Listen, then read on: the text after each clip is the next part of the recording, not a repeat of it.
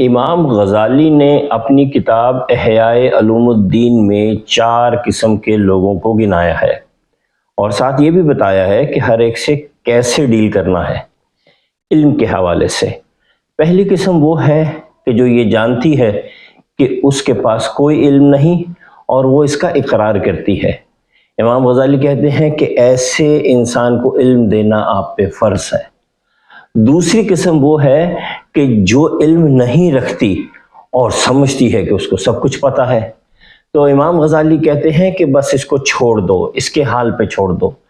تیسری قسم وہ ہے کہ جو علم رکھتی ہے لیکن نہیں جانتی کہ اس کے پاس علم ہے، تو امام غزالی کہتے ہیں کہ ایسوں سے بچ کے رہو۔